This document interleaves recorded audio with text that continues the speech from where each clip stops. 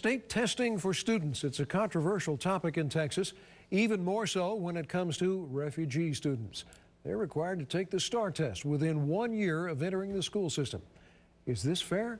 Texas education reporter Kristen Pope gets the answer in our special report.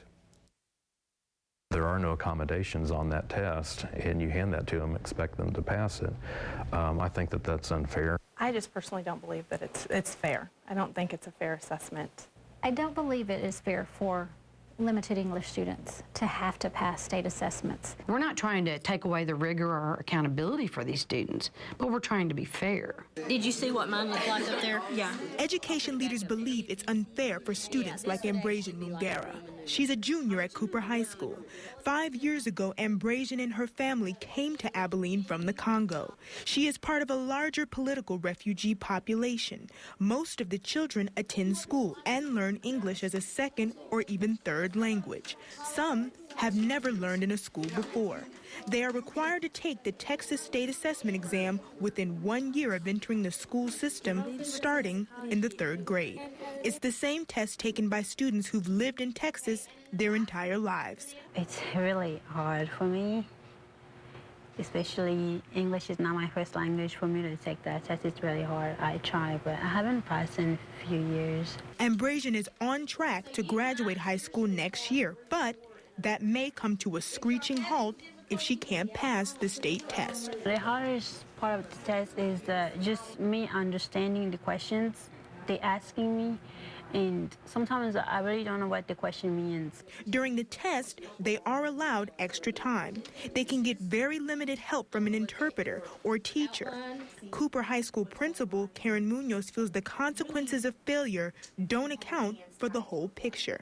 Not allowing them to have a high school diploma because they can't pass the state assessment on 1 day is just truly not right for them and for what their hopes and dreams are going to be.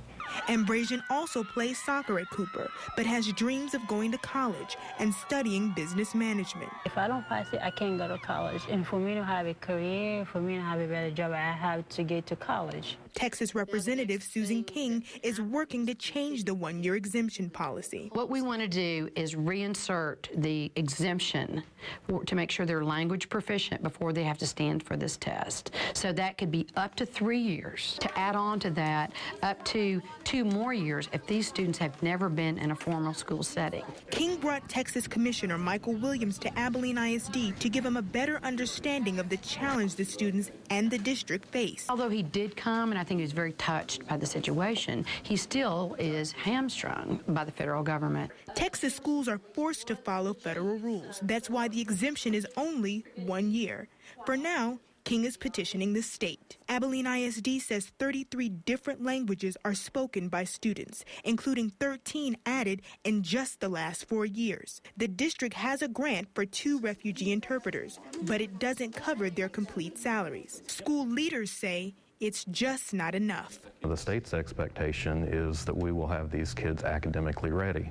That's very difficult to do when you cannot speak the child's language. I wish I didn't have this problem. I wish I was like other kids.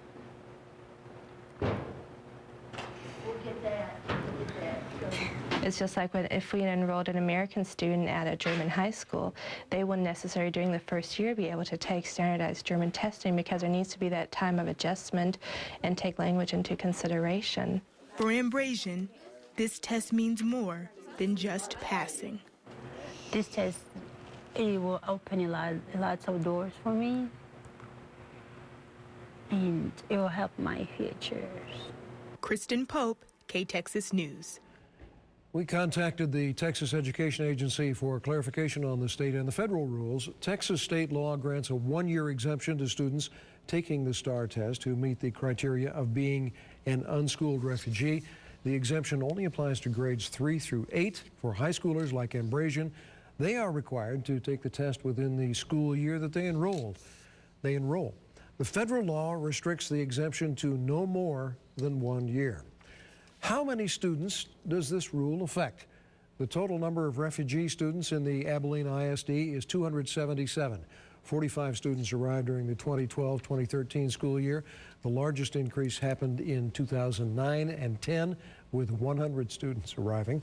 To find out where these non-English speaking students come from, visit our website, ktxs.com.